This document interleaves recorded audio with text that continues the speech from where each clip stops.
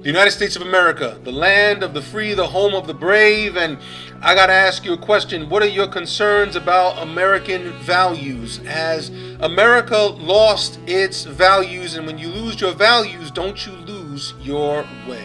Let's talk about it here at 180 Truth.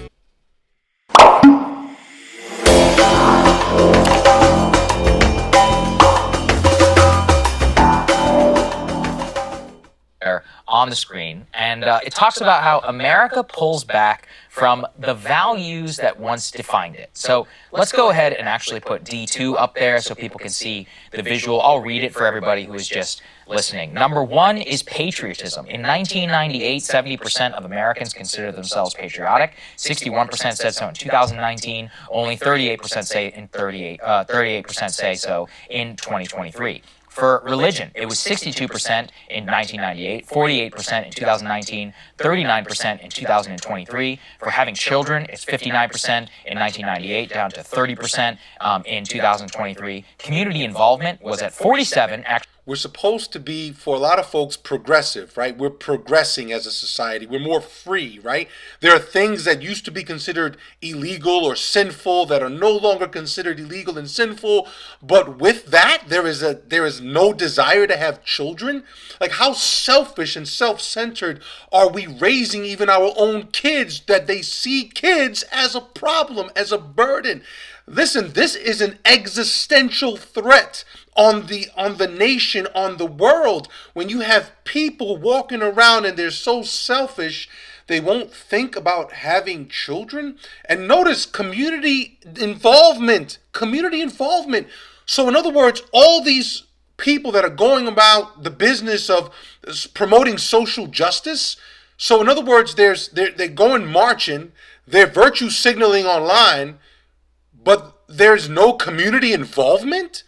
Wow, let's rewind this for a second and then let's go back into this. Children, it's 59% in 1998, down to 30% in 2023. Community involvement was at 47%, actually spiked in 2019 to 62%, but now down to a record low of 27%. Wow. And then finally, money, and in terms of what values are, quote, very important to people, money has now gone from 31% to 43%. So my takeaway, Crystal, was that it's easy to be patriotic in 1998.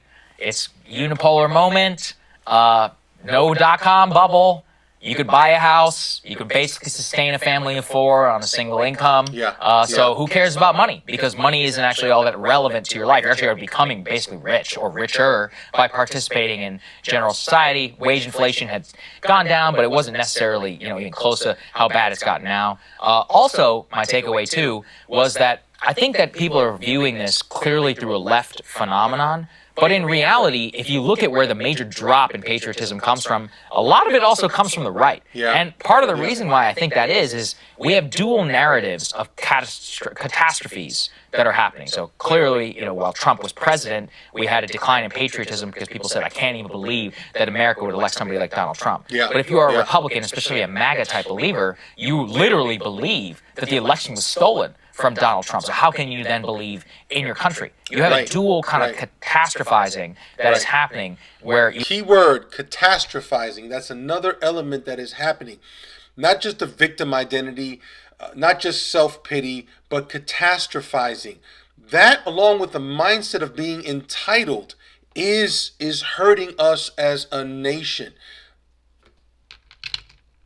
You have lack of faith in the country's most basic institutions from both right and left. And in a lot of ways, really, the only thing that really unites us at all anymore. On top of that, religion has been going down now for decades, but I think the money piece and the increase of money is not just about the rise of individualism. It's about how much you actually do have to care about money today just to get by. Whereas in the past, it's not something that would have been very important to you, when it would have been something where it was more of a foregone conclusion where you'd be able to participate and foster all of these other things. We already know.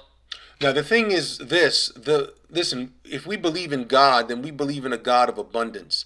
And So we need to believe that with God all things are possible. But when you have these consistent narratives where you're being told you won't be able to afford a home, you're going to go to college and graduate with all this debt, and you won't be able to get your career going, and people saying crazy things like children, it takes $1 million to raise children or something like that, all these ridiculous things, all this catastrophizing, and but not just ridiculous, because when it comes to finances, it is a reality that the income level in regards to the poverty line hasn't changed since I think the 60s. So we have all these changes economically, but the income levels haven't changed, not for most people, and what the dollar was once able to get for us. These things are affecting us in ways that we need to be able to say, okay, what's going on? Who's betraying us? Who's letting us down? Who is letting down how are we letting down our future, the generations to come?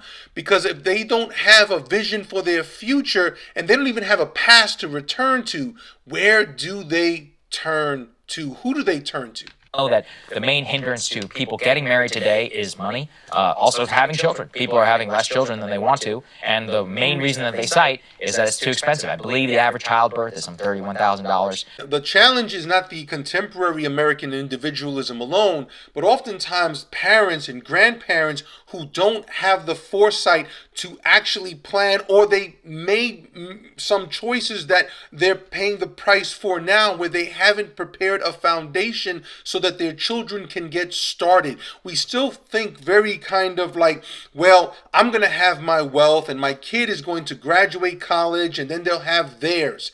No, we need to start thinking far more in the sense of community and communally, where we don't want our children just sleeping their heads off with any just strangers all their life and going nowhere and not settling down in relationships. But if we know they need a foundation, are we ready as parents, grandparents, to be able to sacrifice and to give them that foundation, to give them that leg up? That, and they may not even want that. No, it's often said that nobody wants to live with their parents after marriage. You make it sound like it's a forever thing. Maybe it's because I come from a Latino Hispanic background where there are oftentimes generations under one roof, and you made it work. You made it work because you had a long-term vision, because you weren't self-centered, because you shared things in common, and you made things work. And I think that's the way that wealth is going to be built moving forward. Or something here in the U.S. on top of the $1 million or so that it costs if you want to send a child to college, and I think it's $250,000 just for raising somebody up through 18 years old. I mean, this is not a small cost that a lot of these families are incurring here, and the reality of even trying to buy a house or any of the foundational types of things are now so out of reach that money has to become more important. Wow, family. That news in regards to American values and where we are as a nation, it is heartbreaking, but it's also an opportunity for us. Why is it an opportunity for us? Because I do believe in revival. I do believe that revival is coming, and that this year, 2023, is a year of renewal. We just need to see these things as markers and opportunities. I see that there is a need for revival. When we talk about revival, again, I have said it in other videos, that revival isn't just a spiritual experience. It pours out into institutions and rebuilding and renewing infrastructures. And so we need to ask ourselves, what as a nation do we need in order to experience revival? Yes, a recentering around the Lordship of Jesus Christ. I absolutely believe in that. I believe in that because Jesus is the foundation for our identity, our sense of origin, our sense of destiny, our sense of purpose, where we are people that love God, enjoy God, and seek to glorify God all the days of our lives. And that's not going to be for every American citizen, but there needs to be a core that sees that, believes that, and then the fixing again, the reorientation of our values as people who are centered around Jesus, because I think a lot of our values just aren't centered around Jesus, and they need to be centered around Jesus in being faithful and good stewards over what God has given us, being committed to generational wealth, being committed to reviving the marriages and families and training parents and reaching and teaching and keeping our youth and And here's the thing, emerging adulthood, that age range of 20 to 29 or 18 to 35, depending on what social scientists you believe in, but that emerging adulthood, tapping into them, encouraging them, and sacrificing for them so they stop wandering around in a endless kind of sense of like dating for the sake of looking for an upgrade, or they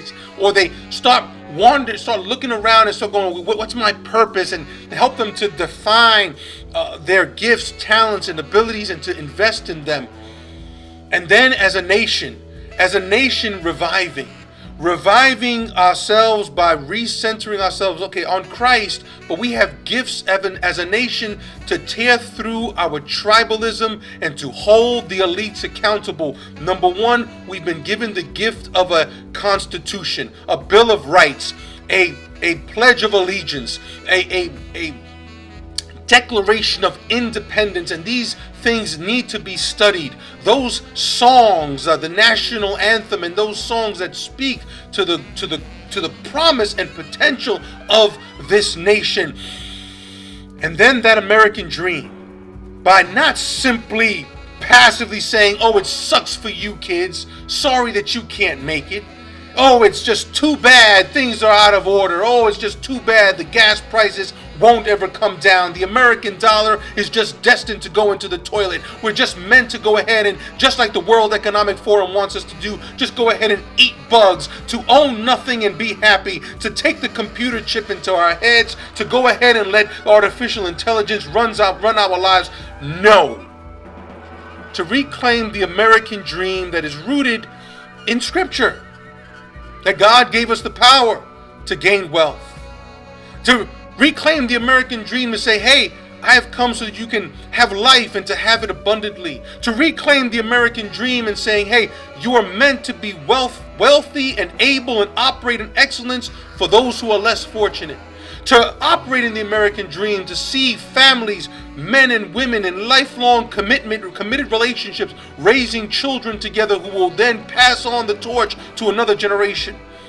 No, my brothers and sisters, ours is not the time, and this is not the time to fail, falter, or to simply passively go quietly into that dark night that they're predicting. No, revival will turn the corner on all these things, because all these things matter. It is imperative to preserve the prosperity of the middle class. Anyone with half a brain, anyone who has any kinds of economics knows that. It is imperative to preserve the Constitution and those things that make us a nation. It is imperative to reject the ideas of that are coming at us, this nihilism, this pessimism. It is important to truly rage against the machine, to rage against the dying of the light. Family, what do you think? Is it too late? Or is it just simply time for us to step up our game, to go deeper, and to be committed? To be committed because God has planted us here in the United States of America. Subscribe, please. Share this video. Hit the notification bell. And let's continue this conversation here at 180 Truth.